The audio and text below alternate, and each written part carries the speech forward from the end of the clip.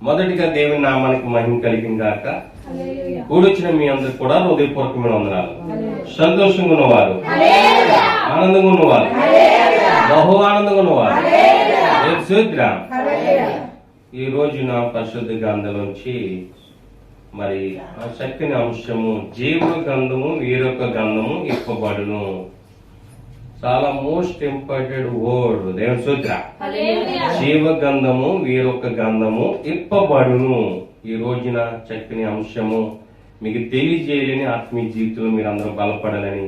చూడండి పరిశుద్ధ గ్రంథం నుంచి ప్రకటన 20వ అధ్యాయము 12వ వచనం చదువుకుందాం. మరియు గొప్పవారేమి కొద్దివారేమి మృతులైన వారందరూ ఆ సింహాసనం ఎదుట నిలువబడి ఉండుట చూచితిని. అప్పుడు గ్రంథములు విప్పబడెను, మరియు జీవ గ్రంథమును వేరొక గ్రంథము ఇప్పబడెను. ఆ గ్రంథముల యందు రాయబడి ఉన్న వాటిని బట్టి తమ క్రియల చొప్పున మృతులు తీర్పు పొందిరి. సముద్రము తనలో ఉన్న మృతులను అప్పగించెను. మరణమును పాతాళ లోకమును వాటి వశమునున్న మృతులను అప్పగించెను. వారిలో ప్రతివాడు తన క్రియల చొప్పున తీర్పు పొందెను. మరణమును మృతుల లోకమును అగ్నిగుండములో పడవేయబడెను. ఈ అగ్నిగుండము రెండో మరణము. ఎవని పేరైనను జీవ గ్రంథమందు రాయబడినట్టు కనపడని ఎడల వాడు అగ్నిగుండంలో పడవేయబడెను. ప్రార్థన చేసుకుందాం. పరిశుద్ధ మహోన్నతుడైన తండ్రి, మీ ఘనమైన నామాన్ని బట్టి, మీ కృపను బట్టి, మీ కనికరను బట్టి, మీ పరిశుద్ధమైన వాక్యము ప్రతి ఒక్క బిడ్డనైనా ఆత్మీయ జీవితంలో బలపడడానికి సహాయం చేయమని, పరిశుద్ధాత్మ తోడించమని ప్రభా, ఈ ఆత్మీయ సందేశం ద్వారా, ఈ స్పిరిచువల్ మెసేజ్ ద్వారా ప్రతి ఒక్క హృదయంలో ఆత్మీయంగానైనా వారి జీవితంలోనైనా తల్లి విన్న ప్రతి ఒక్క మాట హృదయంలో ముద్ర వేసుకుని ఆత్మీయంగా బలపరిచి నడిపించమని యేసుక్రీస్తు నామములో అడిగి వేడుకుంటున్నాం తండ్రి. ఆమేన్, ఆమేన్, ఆమేన్. ప్రియమైన దేవుని బిడ్డలారా, చాలా జాగ్రత్తగా వాక్యం ఏంటంటే మనకి ఎన్ని గ్రంథాలు ఉన్నాయి? 2. జీవ గ్రంథము వేరొక గ్రంథము ఉన్నాయి. జీవ గ్రంథములో ఎవరున్నారు, వేరొక గ్రంథంలో ఎవరుంటారో అని దేవుడు చక్కని మెన్షన్ చేశాడు. దేవుని సూత్రాలు. ఎందుకంటే పరిశుద్ధమైన వాక్యం ఏమని సెలవిస్తుందంటే, యోహాను రాస్తూ చూడండి 22వ అధ్యాయంలో అంటాడు 8వ వచనంలో, 22:8 వచనంలో ఈ ప్రవచన యొక్క గ్రంథము కోసం ఆయన తెలియజేస్తున్న మాట ఏంటంటే 22వ అధ్యాయము 8వ వచనంలో ఆయన సెలవిస్తున్న మాట, యోహాను నేను ఈ సంగతులను వినినవాడును చూసినవాడును నేనే విని చూసినప్పుడు వాటిని నాకు చూపించుచున్న ఆ దూత పాదముల ఎదుట నమస్కరించుటకు సాగిలపడగా అతడు వద్ద సుమి నేను నీతో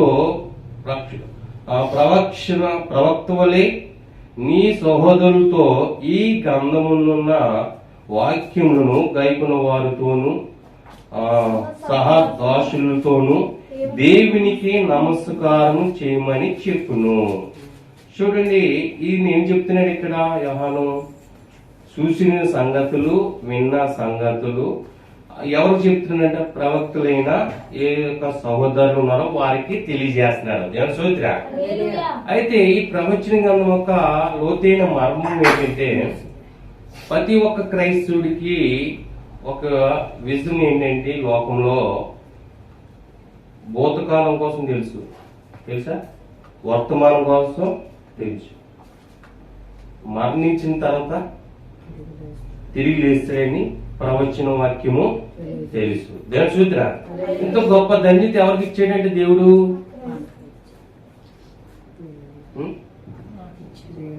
తెలియని చెప్తున్నాడు. ఈయన తెలిసే కదా. ఆయన ఏమంటాడు ఏమన్నా ఇక్కడ రాస్తూ, చూసిన వాటిని విన్న వాటిని నా సహోదరుని ప్రవక్తల ద్వారా బయలుపరుచును అన్నాడు. దేవుని స్తోత్రం చెప్పండి. అయితే ఇంత గొప్ప మర్మం ఎక్కడ ఉందంటే దేవుని వాక్యంలో, పరిశుద్ధ గ్రంథంలో, ప్రకటనలోనే మొదటి అధ్యాయంలో ఆయన ఈ రోజు మనతో ఎనిమిదో వచ్చిన మొదటి అధ్యాయం 8వ వచ్చిన త్వరగా తీస్తారు మనం. అల్పయు ఓమేగియు నేనే వర్తమాన భూత భవిష్యత్తు కాలంలో ఉండువాడును నేనే అను నేను సర్వాధికారియు దేవుడు నాకు ప్రభు సెలవిచ్చుచున్నాడు అని చెప్పాడు. దేవుని స్తోత్రం చెప్పాడు. చాలా మోస్ట్ ఇంపార్టెంట్ వర్డ్ ఈ రోజున దేవుడు మనతో మాట్లాడుతున్నాడు. అల్పయు ఓమేగియు, భౌతకాలము, వర్తమాన కాలము, భవిష్యత్తు కాలము, ఇవన్నీ కూడా దేవుడు మనకి బయలుపరిచాడు. ఓల్డ్ టెస్ట్మెంట్ చూస్తే ఏం సెలవిస్తుంది? హిస్టరీ సెలవిస్తుంది, ప్రవచనాలు సెలవిస్తుంది. బట్ హిస్టరీ ఉంది, ప్రవచనాలు ఉన్నాయి. ఇవన్నీ ఎప్పుడు నెరవేర్పు జరిగిందంటే క్రీస్తు మన మధ్యకి వచ్చినప్పుడు. దేవుని స్తోత్రం చెప్పండి. ఈ నెరవేర్పు దేనికి వచ్చిందంటే నూతన నిబంధనము న్యూ టెస్టిమెంట్ లో మనము చూస్తున్నాం. ఎన్ని నెరవేర్పు ఎప్పుడు జరిగింది? యేసు ప్రభు వారు మన మధ్యకి వచ్చినప్పుడు ఎన్ని విషయాల్లో ఆయన నెరవేర్చాడు. దేవుని స్తోత్రం చెబుతాం. ఏంటి నెరవేర్చాడంటే ఈ యొక్క మానవ జీవితంలో మానవుడు ఏమైపోతున్నాడో ఫస్ట్ క్రీస్తు పూర్వీకులకి తెలుసా? చెప్పండి. క్రీస్తు పూర్వం ఉందా ప్రవచనము? యోహాను రాసిన ప్రకటన గ్రంథం ఈ దర్శనం ఉందా? ఇది ఎప్పుడు వచ్చిందంటే క్రీస్తు తర్వాత, క్రీస్తు శాఖంలో మనకి ఆయన యొక్క ప్రవక్త మనకు బయలుపరిచాడు. ప్రవక్త ద్వారా ఏమని బయలుపరిచాడంటే చూసిన దాన్ని, విన్న దాన్ని, భూత భవిష్యత్తు కాలాన్ని నేను మీకు తెలియజేశాను. ఇప్పుడు ఎవరు ధన్యులు లోకంలో అంటే క్రైస్తవుడే. అంత గొప్ప దేవుడు. మొదటి రాక మీకు అందరికి తెలుసా? తెలుసా? దేవుని స్తోత్రం చెప్పండి. మొదటి రాకడ మీకు అందరికి తెలుసా? రెండో రాకడ? రెండు రాకడ కోసం తెలుసా వస్తుందని? దేవుని స్తోత్రం చెప్పండి. హల్లెలూయా. అయితే ఈ రోజున జీవగ్రంథంలో నీ పేరు లెక్కించాలంటే నువ్వేం చేయాలి? అదే కదా ప్రతి క్రైస్తవుల యొక్క జీవిత లక్ష్యం. అయితే దేవుడు చెప్తున్నాడు ఈ రోజున, చూడండి కొరింథీయులకు రాసిన 2వ పత్రిక 5వ అధ్యాయం 10వ వచనంలో కూడా చక్కని మాట మనం చూద్దాం. 5:10. ఎందుకనగా తాను జరిగించిన క్రియల చొప్పున అవి మంచివైనను సరే, చెడ్డవైనను సరే, దేహముతో జరిగించిన వాటి ఫలమును ప్రతివాడును పొందినట్లు మనమందరమును క్రీస్తు న్యాయపీఠం ఎదుట ప్రత్యక్షము కావలయును. కావున మేము ప్రభు విషయమైన భయము నెరిగి మనుషులను ప్రేరేపించుచున్నాము. మేము దేవునికి ప్రత్యక్షపరచబడిన వారము, మీ మనస్సాక్షులకు కూడా ప్రత్యక్షపరచబడి ఉన్నామని నమ్ముచున్నాము. మమ్మను మేమే మీ ఎదుట తిరిగి మెప్పించుకొనట్టు లేదు గాని హృదయమునందు అతిశయపడక పైరూపము నుండి అతిశయపడు వారికి ప్రత్యుత్తరం ఇచ్చుటకు మీకు ఆధారము కలగవలనని మా విషయమై మీకు అతిశయ కారణము కలిగించుచున్నాము. చాలండి. దేవుని స్తోత్రం చెప్పండి. ఎందుకంటే మానవుడు లోకంలో తన శరీరంతో పాపాన్ని తెచ్చుకుంటున్నాడు. పై రూపాయలే మరి ఎదుగుతారు. దేవుని స్తోత్రం చెప్పండి. ఈ యొక్క చాలా మంది ఒక ప్రభు చెప్తున్న మాట ఏంటంటే చాలా మంది అక్కడ సౌలు మరి చూస్తే రాజు అయిన సౌలుని చూసినప్పుడు, సమూయేలుని చూసినప్పుడు, అలాగే మరి సమూయేలు దావీదు తండ్రి వద్దకు వెళ్ళినప్పుడు ఏ రూపం చూశాడు? సమూయేలు పై రూపమే చూశాడు. అతను అన్నదమ్ములు అందరిని. అయితే ప్రభు ఏమని చెప్పాడు అక్కడ? బాబు ఏం కాదు. అయితే తండ్రి కూడా చెప్తలేదు. ఎవరి కోసం? దావీదు కోసం. అయితే చివరి వాడు ఉన్నాడని లాస్ట్ లో అడగగా చెప్పాడు. వీళ్ళందరూ ఇప్పుడు దాకా ఎంత ప్రవక్త అయినా ఏ రూపం చూశారు? పై రూపం చూస్తాడంట. అదే మెన్షన్ చేస్తున్నాడు. ఆ మాట మరొకసారి చదివిద్దాం. 10వ వచనం. ఎందుకనగా తాను జరిగించిన క్రియలు చెప్పినే అవి మంచివని సరే, చెడ్డవైనను సరే, దేహంతో జరిగించిన వాటి ఫలమును ప్రతివాడును పొందినట్లు మనమందరమును క్రీస్తు న్యాయపీఠ ఎదుట ప్రత్యక్షం కావాలనియు, కావున మేము ప్రభు విషయమే భయం నెరిగి మనుషులము పేరు పెంచుచున్నాము అన్నాడు. దేవుని స్తోత్రం చెప్పండి. ఇవన్నీ కూడా నీ యొక్క శరీరంతోని, నీకున్న అందంతోని కానీ, నీకు అధికారంతో కానీ, ధనంతో కానీ, ఏదేమైనా ఏది చూస్తున్నాడంటే న్యాయపీఠ మీద ఆయన నీ క్రియ రూపం చూస్తాడంట. దేవుని స్తోత్రం చెప్తామా? అయితే జీవగంధంలో నీ పేరు లెక్కించబడాలంటే దేవుడు అంటున్నాడు, ఈ లోకంలో పీస్ఫుల్ లైఫ్ ఇచ్చాడు మనకి. క్రైస్తవుడు దేని పెట్టి అయ్యాడంటే బాప్తిజం బట్టి క్రైస్తవుడు అయ్యాడు. రెండోది పీస్ఫుల్ లైఫ్ ఇచ్చాడు. బాప్తిజం తీసుకున్న తర్వాత ఎవరైనా పాస్టర్ శర్తలు పెట్టారా? ఖండించారా? ఇన్ని ఖండించినా మీ పని మీరే. బట్ దేవుడు అంటున్నాడు ఈ రోజున జీవగంధంలో లిఖించినట్లు చూడండి, అక్కడ ప్రకటన గ్రంథం 3వ అధ్యాయంలో కూడా ఆయన లోతుగా కొన్ని మర్మం తెలియజేస్తున్నాడు. 3వ అధ్యాయం 5వ వచనం. జయించువాడు అలాగున తెల్లని వస్త్రం ధరించుకొనును, జీవ గ్రంథములో నుండి అతని పేరు ఎంత మాత్రమును తుడుపు పెట్టక నా తండ్రి ఎదుటను ఆయన దూతల ఎదుటను అతని పేరు ఒప్పుకొందును. సంగములతో ఆత్మ చెప్పుచున్న మాట చెవిగలవాడు వినును గాక. దేవుని స్తోత్రం చెప్పండి. ఎవరంటారంట? చెవులు అందరూ ఉన్నాయా? దేవుని స్తోత్రం. అయితే ప్రభు అంటున్నాడు జయించిన వాడు. జయించిన వాడు అంటే ఎవరు?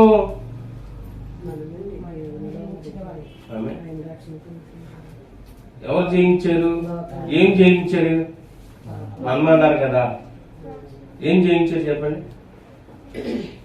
మనం జయిస్తే నిజంగా మనం జయించుంటే ప్రభుత్వ పనే ఉంది చెప్పాలా? నిజంగా మానవుడు జయిస్తే ప్రభు రావాల్సిన పని ఉందా? చూడమాట మరొకసారి చదవండి. అందుకని మీకు ఇప్పుడు అర్థమైందో లేదు, నాకు అర్థమైపోతే.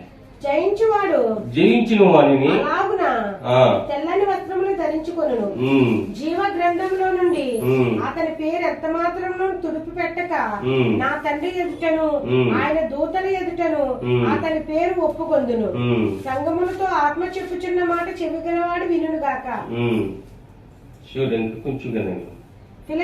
ఫిలదెల్ఫియాలో ఉన్న సంఘపు దూతకు ఇలాగు రాయము, దావీదు తాళపు చెవి కలిగి ఎవడును లేకుండా తీయవాడును ఎవడను తీయలేకుండా వేయవాడునైనా సత్య స్వరూపియగు పరిశుద్ధుడు చెప్పు సంగతులు ఎవనగా, నీ క్రియలను నేను ఎరుగుదును, నీకున్న శక్తి కొంచెమై ఉండినను నీవు నా వాక్యమును గైకొని నా నామము నెరగలేదు. ఇదిగో తలుపు నీ ఎదుట తీసి ఉంచి ఉన్నాను, దానిని ఎవడనూ వేయనేరడు. యూదులు కాకయే తాము యూదులమని అబద్ధమాడు సాతాను సమాజపు వారిని రప్పించేదను. చెప్పండి. చూడండి, చాలా మంది విషయాల్లో నేను జయించాను, అది జయించాను అనుకుంటారు.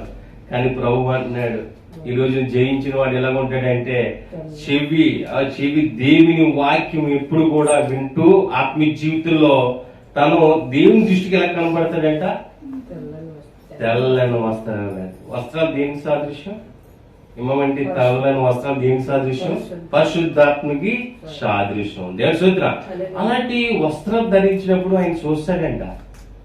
నీ క్రియ రూపం ఇందాక కొరింథీయులు చెప్పాడా? ఏ రూపం చూస్తారంట మానవులు? చాలా పై రూపం, అందం, అధికారము, బలము, వస్త్రాలు ఎన్ని చూస్తాడు. ఆ న్యాయపీఠ మీద ఏం కనపడుతుంది? ప్రభు ఒక న్యాయపీఠ ముందు ఏం కనపడుతుందని చెప్పాడు? తెల్లని వస్త్రాలు ఎవరికైతే వింటారో వారి దేవుని ఎదుట ఆ యొక్క జీవగంధంలో వారు పేరు కొట్టబోయబడదంట. దేవుని స్తోత్రం చెప్పండి. ఎందుకు అంత లోతుగా మెన్షన్ చేశాడంటే చూడండి, మత్తయి కూడా అంటాడు. మత్తయి సువార్త 16వ అధ్యాయము 27వ వచనంలో మీకు కొంచెం ముందుకు వెళ్తున్నాను, ఇంకా రిఫరెన్స్లు ఉన్నాయి. మీకు ఇంపార్టెంట్ రిఫరెన్స్లు ఈ రోజు మీ లైవ్ లో చూస్తున్న వారికి జీవగంధంలో మీ పేరు లెక్కించబడాలంటే దేవుని దృష్టిలో మీరు తెల్లని వస్త్రం వల్లే కనబడాలి. చూడండి, తెల్లని షర్ట్ మీద చిన్న మరక పడుతుందంటే ఎంత దేహంలో ఏది కనపడుతుంది మీకు? ఆ మచ్చ కనపడుతుంది. ఆమె అయితే ప్రభు దృష్టిలో కూడా ప్రతి క్రైస్తుడు కూడా ఎలా ఆయన న్యాయపీఠ మీద చూసినప్పుడు ఎలా కనబడాలంట? తెల్లని వస్త్ర వలె ఉన్నప్పుడు నీ పేరు జీవ గ్రంథం నుంచి తీయడానికి ఎవరు సరిపోరంట. దేవుని సోదరిని చెప్పండి. చూడండి, మత్తయి సువార్త 16:27 వచ్చిన మనిషి కుమారుడు తన తండ్రి మహిమ గలవాడే తన దూతలతో కూడా రాబోచున్నాడు. అప్పుడు ఆయన ఎవరి క్రియలు చొప్పున వారికి ఫలం ఇచ్చును. ఎక్కడ నిలిచి ఉన్న వారు కొందరు, వారిలో కొందరు మనిషి కుమారుడు తన రాజ్యముతో వచ్చుట చూచి వరకు మరణం రుచి చూడరని నిశ్చయముగా మీతో చెప్పుచున్నానని. దేవుని సోదరిని చెప్పండి. చూడండి, అక్కడ కూడా మనిషి కుమారుడిగా మన మధ్యకి వచ్చాడు, వెళ్ళాడు. రెండో రాకడలో ఆయన మన మధ్యకి వచ్చినప్పుడు ఎవరు క్రియ చెప్పిన వారికి తీర్పు ఉండును. ఏ తీర్పు అంటే అదే ఈ రోజు నా జీవ గ్రంథంలో నీ పేరు లెక్కించబడ్డదంటే ఆయన చూస్తే చాలంట. ఆమె ఒకసారి ధనవంతుడు చనిపోయాడు, నరకానికి వెళ్ళాడు. లాజరు చనిపోయాడు, నెమ్మది పొందే స్థలానికి వెళ్ళాడు. తీర్పు జరిగిందంట లేదంట? ఎక్కడ? చనిపోయినాడు, నరకానికి వెళ్ళాడు. లాజరు దేవుని నమ్మాడు, తీసుకెళ్ళిపోయాడు. చెప్పాలి, జరిగిందా? ఎక్కడ జరిగింది? మళ్ళీ తీర్పు అప్పుడే జరిగిపోతే మరి ఇంకా ప్రభుత్వ పని ఏముంది? చూడండి, యోహాను సువార్త 5:24.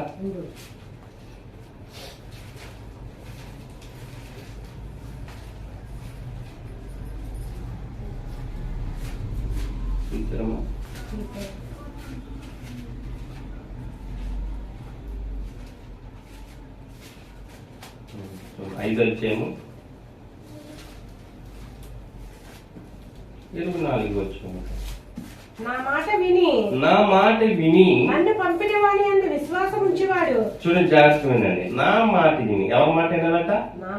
నా మాట విని నన్ను పంపిన వాని యందు విశ్వాసం ఉంచేవాడు నిత్య జీవము గలవాడు. వాడు తీర్పులోనికి రాక మరణములో నుండి జీవములోనికి దాటి ఉన్నాడని మీతో నిశ్చయముగా చెప్పుచున్నాను. మృతులు దేవుని కుమారుని శబ్దము విను గడియ వచ్చుచున్నది, ఇప్పుడే వచ్చి ఉన్నది. దానిని వినువారు జీవింతురని మీతో నిశ్చయముగా చెప్పుచున్నాను. ఎందులోకి వెళ్ళిపోయాడంట? తీర్పులోనికి రాక మరణం నుంచి జీవంలోకి వెళ్ళిపోయాడంట. ఎక్కడికి వెళ్ళిపోయాడు లాజరు? అబ్రహాము రమ్ముని ఆనుకుని నెమ్మది పొందే స్థలానికి వెళ్ళిపోయాడు. ఎలా వెళ్ళిపోయాడంటారు? అంటే అందుకనే ప్రకటన గ్రంథం, ప్రవచన గ్రంథం చెప్తుంది ఈ రోజున. మీరు వింటే అర్థమవుతుంది, మీ చెవులు ఇక్కడ ఉంటే అర్థమవుతుంది. నీ జీవ గ్రంథంలో నీ పేరు లెక్కించబడాలన్నప్పుడు వేరొక గ్రంథంలో ఉన్న వారిని బట్టి కూడా మెన్షన్ చేశాడు. వేరొక గ్రంథంలో ఉన్న వారు ఎక్కడికి వెళ్తాడని చెప్పాడు?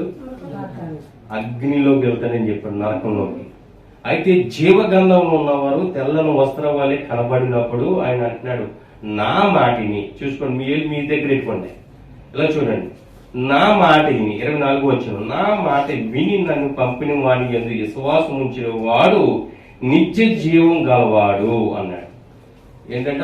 నిత్య జీవము గలవాడు, ఆయనకి తీర్పు లేదు.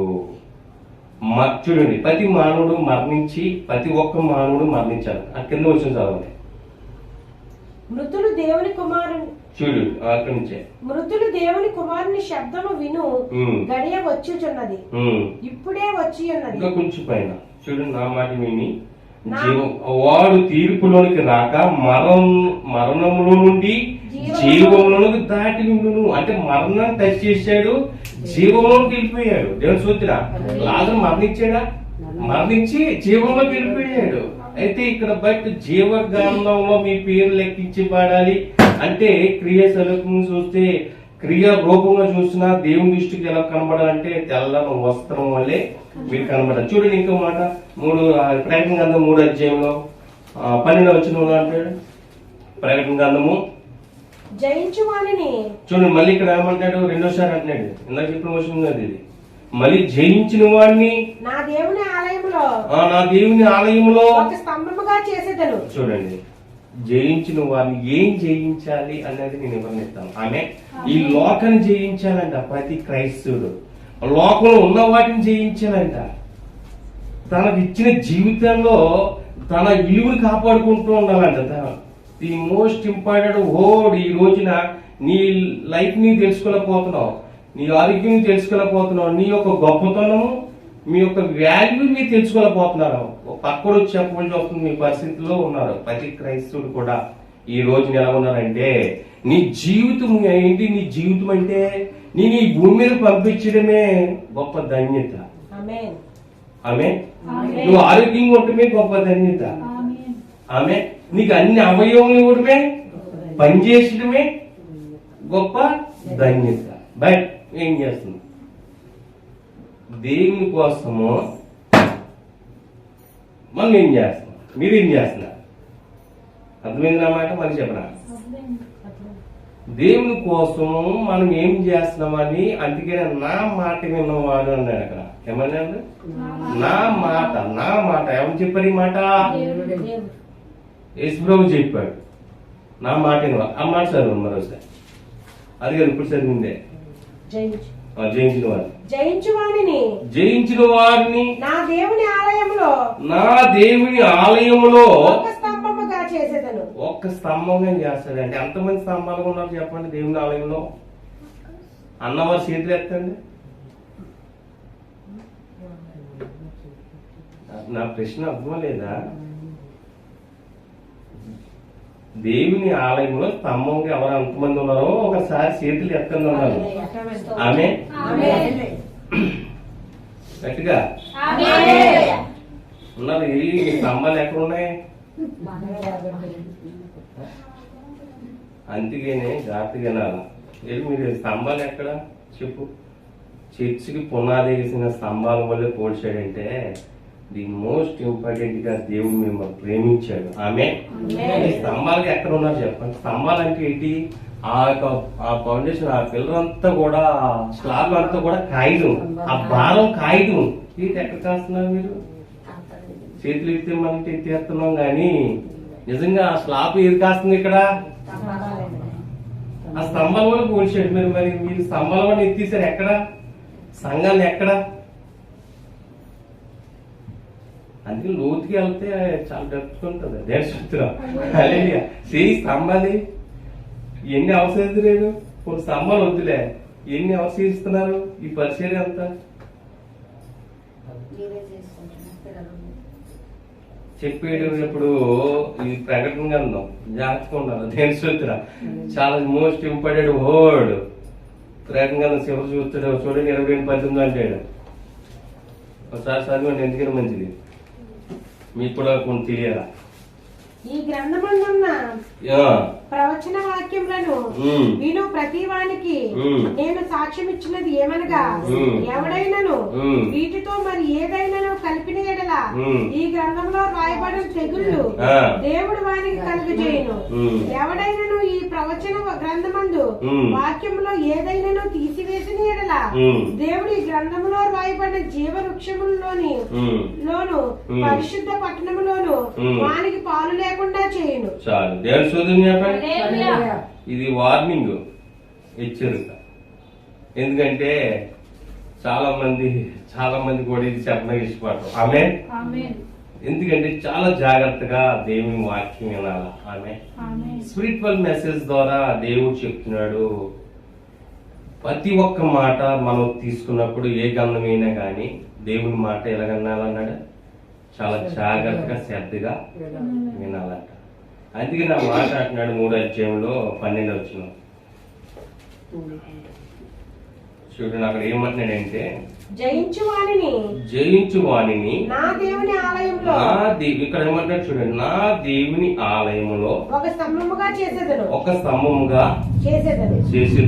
అందులో నుండి వాడు ఇక మీదట ఎన్నటికి వెలుపలికి పోడు. మరియు నా దేవుని పేరును పరలోకంలో నా దేవుని యొద్ద నుండి దిగి వచ్చుచున్న నూతనమైన యెరూషలేమును నా దేవుని పట్టణపు పేరును నా క్రొత్త పేరును వాని మీద రాసేదను. సంగములతో ఆత్మ చెప్పుచున్న మాట చెవిగలవాడు వినును గాక. దేవుని స్తోత్రం చెప్పండి. ఎందుకంటే ఇది చాలా జాగ్రత్తగా వినాలి దేవుని మాటలు. అందుకని చెవి అని ప్రకటన గ్రంథంలో చాలా సార్లు ఉంటది. ఏముంటది? చెవి. చాలా మంది చర్చికి వెళ్తుంటారు, చాలా మంది ఎక్కువ సమయం చర్చిలో కూడా ఫోన్లు చూస్తుంటారు. ఏంటో వాక్యం వినకపోతే, ఎందుకంటే ప్రకటన గ్రంథము జీవ గ్రంథము నీ పేరు లెక్కించలేనప్పుడు అప్పుడు అనిపిస్తుంది నువ్వు స్తంభం ఉన్నావా, సంఘంలో ఏమై ఉన్నావో, సంఘంలో నువ్వు ఎలా గడిపోవో, ఆ జీవ గ్రంథాలు ఇప్పబడినప్పుడు అప్పుడు తెలుస్తుందంట. దేవుని స్తోత్రం చెప్పండి. ఈ రోజున వేరొక గంధము అంటే జీవ గంధములో నీ పేరు లెక్కించి లేనప్పుడు నువ్వు ఏ గంధంలో ఉన్నావంటే వేరొక గంధంలో ఉన్నట్టు లెక్క. చూడండి, అందులోనే కొరింథీయులకు రాసిన పత్రిక 2వ అధ్యాయము, 2 కొరింథీయులు 12వ అధ్యాయము 7వ వచనం. అపోస్తలుడైన పౌలు ఈ విషయంలో చాలా జాగ్రత్తగా, చాలా కేర్ఫుల్ గా ఆ పౌలు చెప్తున్నాడు ఈ మాట. తీసారా? కొరింథీయులకు రాసిన 2వ పత్రిక 7వ వచనం. నాకు కలిగిన ప్రత్యక్షతలు. చూడండి, ఎవరు చెప్తున్నారంటే పౌలు చెప్తున్నాడు.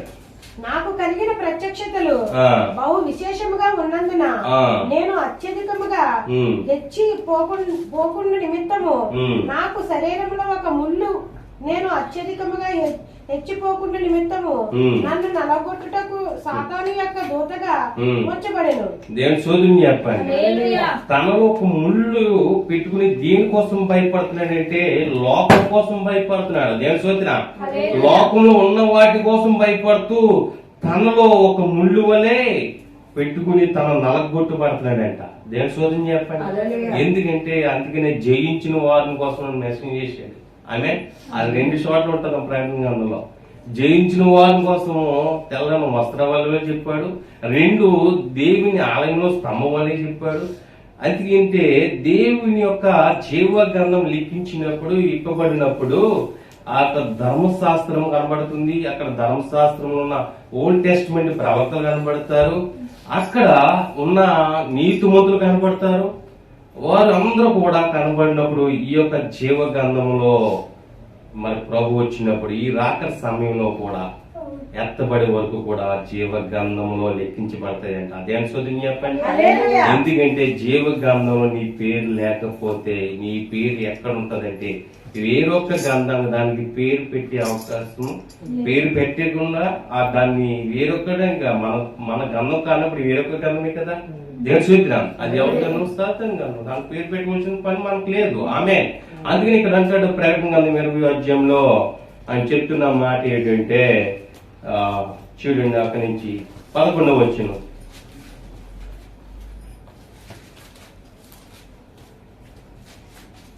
20వ అధ్యాయము 11వ వచనం. మరియు ధవలమైన మహాసింహాసనమును దాని యందు ఆసీనుడై ఉన్న ఒకరిని చూచితిని. భూమి ఆకాశంలో ఆయన సముఖముల నుండి పారిపోయాను, వాటికి నిలువ చోటు కనబడకపోయాను. మరియు గొప్పవారేమి కొద్దివారేమి. చూడండి, ఇక్కడ జాగ్రత్తగా అంటున్నాడు అని చెప్తున్నాడు. మరియు గొప్పవారేమి కొద్దివారేమి మృతులైన వారందరూ ఆ సింహాసనం ఎదుట నిలబడి ఉండట చూసి తిని అన్నాడు. ఎవరు చూసారంట?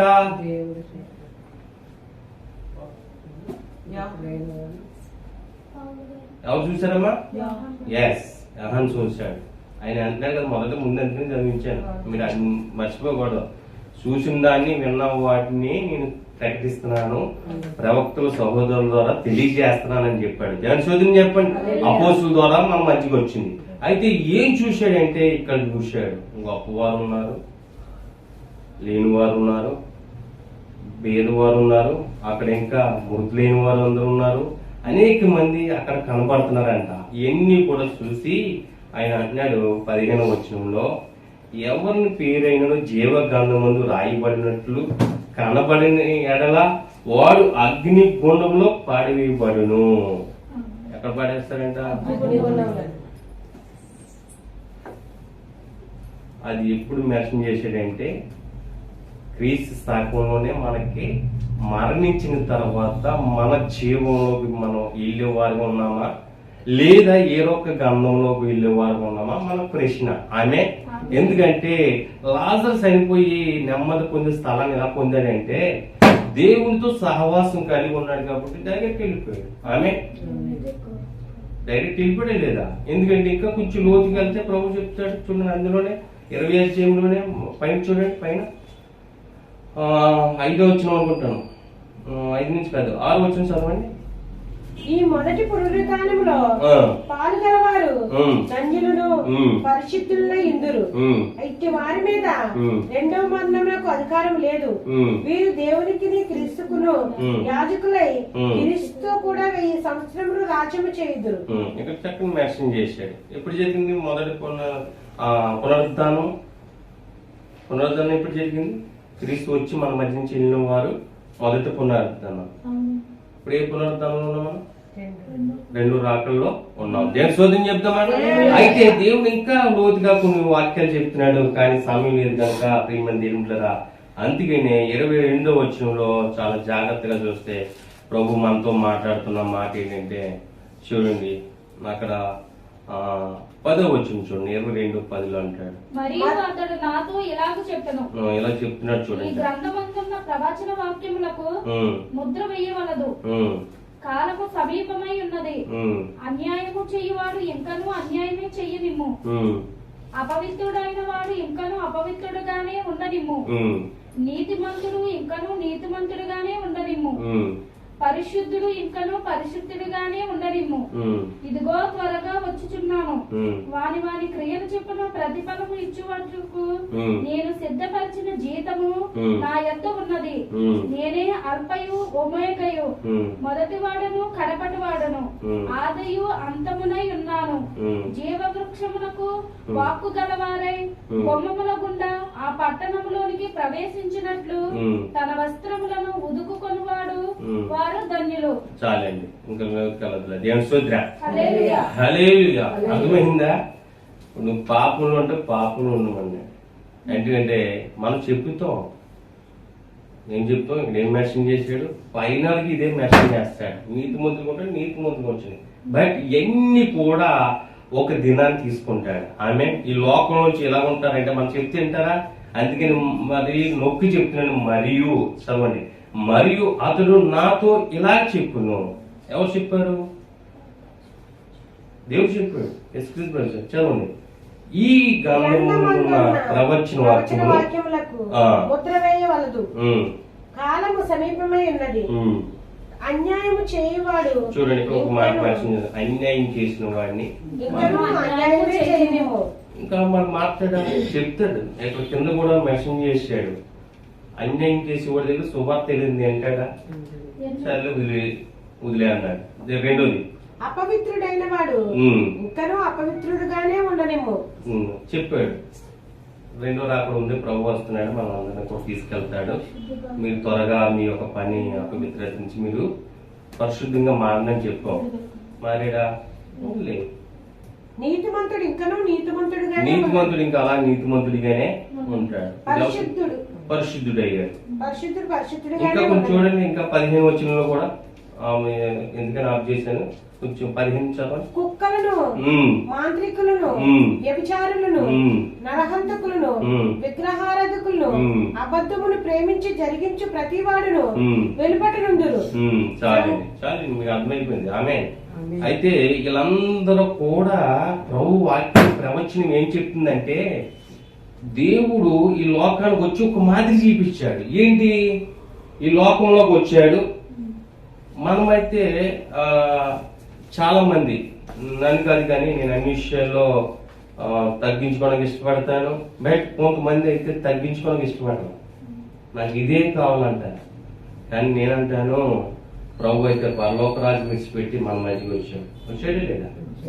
ఆయన ఈ లోకంలో ఉన్నాడు, ఈ లోకంలో శ్రమ పడ్డాడు, ఈ లోకంలో ఉన్న అన్ని విషయాల్లో ఆయన్ని ఎంతో గొప్ప కార్యాలు చేసిన ఆయన్ని కొట్టారు, తిట్టారు, సిలువేశారు. వేసారు లేదా? వేశారు. ఇవన్నీ కూడా ఎందుకు బయటపరిచాడంటే ఒక మాదిరిని చూపించాడు, తర్వాత వెళ్ళిపోయాడు పునర్జన్మయ్యి. మానవుడి పక్షాన్ని కూడా అటు రీతిగా ఈ లోకంలో ఉన్న వాటి అన్నిటి మీద జయించిన వానికి మాత్రమే జీవ గ్రంథంలో వాడి పేరు ఎవరు తీయనకు సరిపోతారు. దేవుని శోధన చెప్పండి. హల్లెలూయా. ఎందుకంటే జయించిన వారి పక్షాన్ని ఒక మాదిరిగా వచ్చాడు, మానవుడిగా వచ్చాడు, మన మధ్యకి వచ్చాడు, నివసించాడు, వెళ్ళాడు. ఆ రీతిగా నేను మిమ్మల్ని కూడా తీసుకెళ్తానని చెప్పాడు. చెప్పారు. మరి ఇంకా నువ్వు ఇంకా అపవిత్రంగా ఉంటాను, అన్యాయంగా ఉంటాను అంటే నేనేం చేయను, ఉంచేయన్నాడు ఆమె. చాలా మంది ఈ వాక్యాన్ని లోతుగా ఆలోచించి పాస్టర్స్ మేము చెప్పుకునే విషయాలు ఆమె ఈ లోతుగా ఆలోచించడం మనం చెప్తూ కూడా వరకే, మనము చెప్పేంత వరకేనే వాడు ఉంటాడా? చెప్పడం అమ్మో చెప్పి మారపోతే ఉంచేమన్నాడా తీసుకొచ్చామన్నాడా? ఉంచేయమన్నాడు. అందుకనే దైవజ్యం ఈ వాక్యాన్ని లోతుగా వాళ్ళు ఆలోచించి ఎక్కువ ప్రెజర్స్ చేయరు. దేవుని సొంతిరా. నేను చాలా కొన్ని వీడియోల్లో లో చూసినప్పుడు వాళ్ళు ఎంతో ప్రెజర్ చేసిన క్రైస్తవుల మీద చేసినా పోయేది మన క్రైస్తవం ఏమి కాదు, దేవుని సన్నిధిలో ఉంటాం. అందుకనే లోతుకి వెళ్ళినప్పుడు తర్వాత వాళ్ళందరూ ఎక్కడ ఉంటారని చెప్పి అడిగినా చూడండి చివరిగా వీళ్ళందరూ ఎక్కడికి వెళ్తారంట? ఎలుపడికి. ఏది ఎలుపడికి వెళ్ళి స్థలం అంటే ఏది? నరకం. బయట ఉండేది నరకం వెళ్ళిపోతారు. ఈ లైవ్ లో చూస్తున్నా మీ అందరు కూడా దేవుని వాక్యం సెలవిస్తున్న ప్రకారము ఈ రోజున వేరొక గంధం అంటే వెళ్ళిపెట్టి ఉంటుంది. బయట ఉన్నావు, out of person, in person, లోపల ఉన్నావు. నువ్వు దేవాలయంలో ఉన్నావు. దేవాలయంలో ఉంటే ఎలా ఉండాలా? నీతిమంతుడిగా, పరిశుద్ధుడిగా, సంఘానికి మూల స్తంభంగా. ఇది ప్రవచనం అనే. ఎందుకంటే ప్రవచనం గాను ఎందుకు చెప్తున్నాడండి? స్తంభంలో చూడు, స్తంభం కలపగలవా? ఒక ఆత్మీయుడు రాళ్ళు కానీ ఆత్మీయుడు కానీ కలపకూడదు. ఆమె బాబాలు ముట్టుకోకుంటే మన మాట ఏంటో అనుకోవాలి. దేని సూత్రా మనం ఎంత చెప్పినా మనలోకి అలా అనుకోవాలి. అది స్తంభం చూడండి, స్తంభం వెళ్తుందా? మీరు వెళ్ళిపోతారా? చెప్పండి. దేని సూత్రా చూడండి, ఈ లోకంలో మానవుడికి చాలా ప్రాముఖ్యత ఇచ్చాడు దేవుడు. ఎంత ప్రాముఖ్యత! ఓ చెట్టు వెళ్ళగలదా ఎక్కడికైనా? చెట్టే ఫలిస్తుందా పండిస్తుందా? ఎక్కడికైనా వెళ్తుందా? దాని మరణం అంతవరకు అక్కడ ఉండాల. ఆమె ఏదేనండి. కానీ బట్ మానవుడు మాత్రమే ప్రపంచాన్ని దేవుడు సృష్టించిన సృష్టి అంతా కూడా చూడగలుగుతాడు. అలాంటి గొప్ప ధన్యత దేవుడు మనకి ఇచ్చాడు. మంచి అవయాలు ఇచ్చాడు, మంచి అధికారం, మంచి ఆరోగ్యం అన్ని ఇచ్చాడు. కానీ దేవుడి కోసం ఏం చేస్తున్నాం ప్రశ్న అడిగితే ఎవరి దగ్గర సమాధానం లేదు. అందుకనే జీవ గ్రంథంలో ఇప్పుడైనా మీ పేరు లిఖించాలి అంటే దేవుడు ఒకటే కోరుకుంటున్నాడు. ఆయన నమ్మితే చాలు, విశ్వసిస్తే చాలు. ఆయన స్తంభం వల్లే నిలబడిపోవాలంట. రెండోది వస్త్రం వల్లే. వస్త్రానికి దేనికి సాదృశ్యం అంటే స్పిరిట్.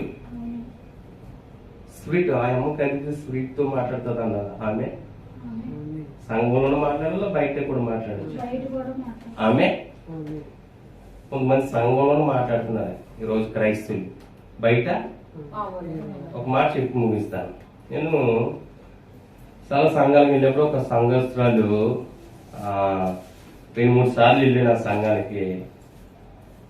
నేను ఇల్లు వాకింగ్ చెప్తుంటేనే పరిశుద్ధాత్మతో కొట్లాడుతుంటుంది ఆమె. తర్వాత మన్నాడు ఇప్పుడు నేను బాన్పూర్ నుంచి వస్తున్నాను. ఆనంద్ థియేటర్లోని బాహుబలి అనుకుంటాను, బాహుబలి సంఘం ఎలాగైతే కట్టుకుందో వస్త్రం మూసుకు అలాగే కట్టుకుని దాటేస్తుంది. ఎక్కడికి? నేను వాకింగ్ చెప్తుంటే ఏం చేసింది? పరిశుద్ధాత్మతో కొట్టేసింది. మళ్ళీ ఎక్కడ కనిపెట్టింది? ఏమంటారు దాన్ని?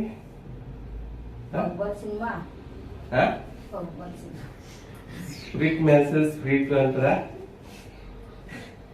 దేవుడు నేనేమన్నావు, ఎందుకంటే మనం ఏమన్నా సరిపోం, దేవుడు చూసుకుంటాడు. ఆమె ఆమె అలాంటి నటన దేవుడికి ఇష్టం ఉండదు. అందుకని స్తంభంతో పోల్చాడు, రెండు వస్త్రంతో పోల్చాడు.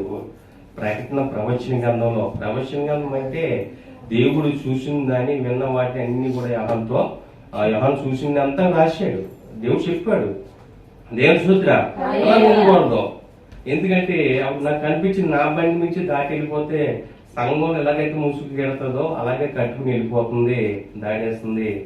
అయితే వాకింగ్ చెప్పేటప్పుడు కానీ ఆరాధన చేసేటప్పుడు కానీ స్పిరిట్ తో చాలా మంది లేవనెత్తుతారు, కానీ అది దేవునికి ఇష్టమా కాదా అని చూసుకోవాలి ఆమె. ఎందుకంటే ఈరోజు సింపుల్ గా మీరు దేవుని వాక్యం విడిచిపెట్టేస్తున్నారు, కానీ రేపు పొద్దున్న జీవ గంధంలో మీ పేరు కానీ బట్ లేకపోతే మీరు ఎక్కడ ఉంటారో తెలుసా? భయంకరమైన నరకము. అది అగ్ని ఆదు, పురుగు సావదు.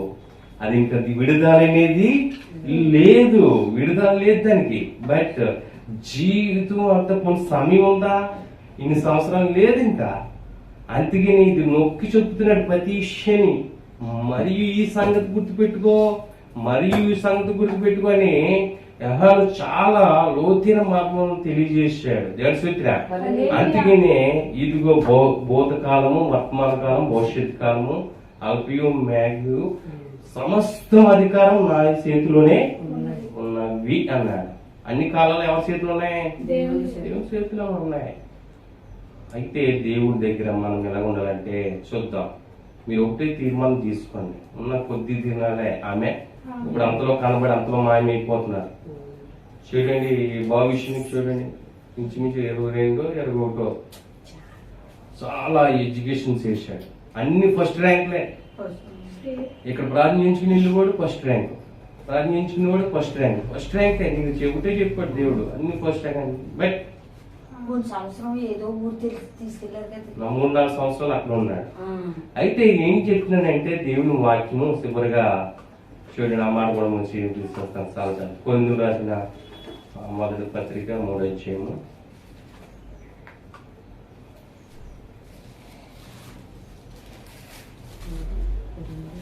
16వ వచనం అనుకుంటాను.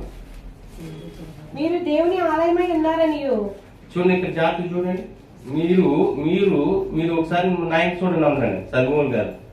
మీరు ఏమై ఉన్నారంట? దేవుని ఆలయమై ఉన్నారనియు, దేవుని ఆత్మ మీలో నివసించుచున్నాడనియు. దేవుని ఆత్మ ఎవరిలో నివసిస్తుందంట? మీరు ఎరగరా? మీరు ఎరగరా? చాలు చాలు, ఇంకా డెప్త్ కలదు. దేవశుద్రం దేవుని ఆలయమే ఉన్న మీలో ఎవరు నివసిస్తున్నారంట? చూడ కొన్ని కింద మాట్లాడు. ఎవడైనను దేవుని ఆలయమును పాడు చేసిన యెడల దేవుడు వానిని పాడు చేయును. దేవుని ఆలయము పరిశుద్ధమై ఉన్నది, మీరు ఆ ఆలయమై ఉన్నారు. ఎవడను తను తాను మోసపరుచుకొనకూడదు. మీలో ఎవడైనను ఈ లోకమందు తాను జ్ఞానిని అనుకుని యెడల జ్ఞాని అగునట్లు వెర్రివాడు కావలెను. చాలు దేవుని సూత్ర. ఈ దేవుని ఆలయంలో దేవుని ఆత్మ ఉంది కదా, ఆత్మ ఎక్కడ నివసిస్తుంది?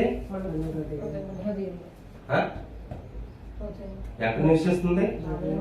ఆ ఆలయం మరి చూడండి, ఆలయం ఎంత శుభ్రంగా ఉండాలా, ఎంత ఆరోగ్యంగా ఉండాలా.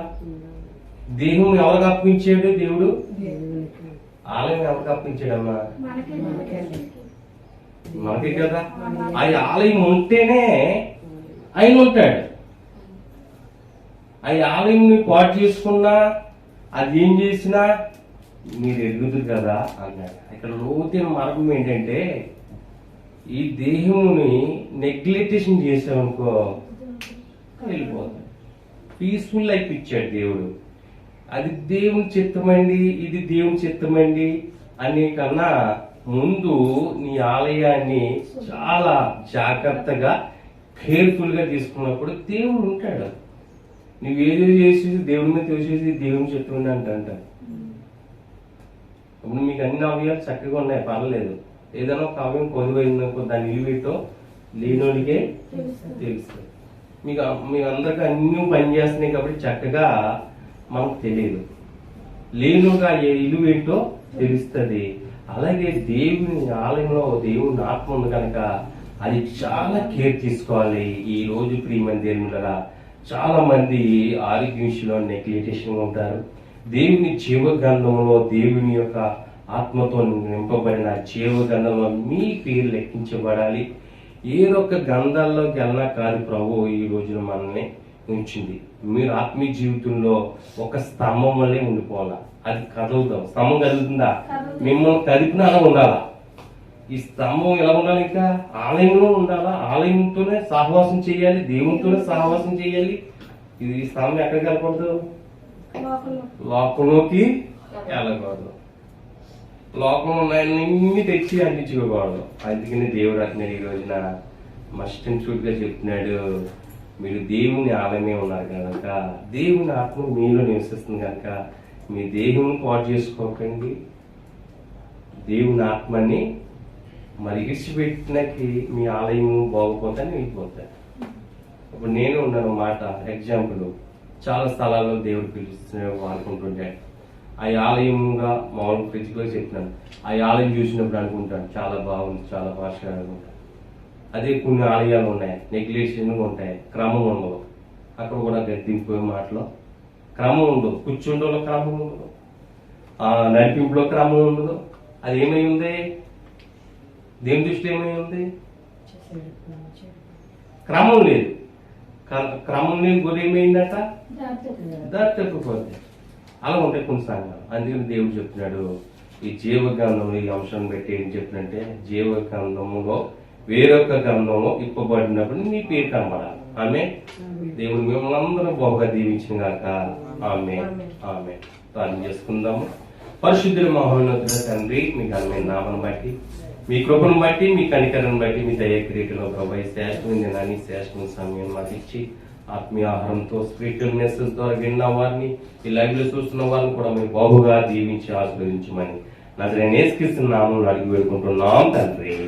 ఆమేన్ ఆమేన్ ఆమేన్. అందరికి వందనాలు. God bless you all. God bless you.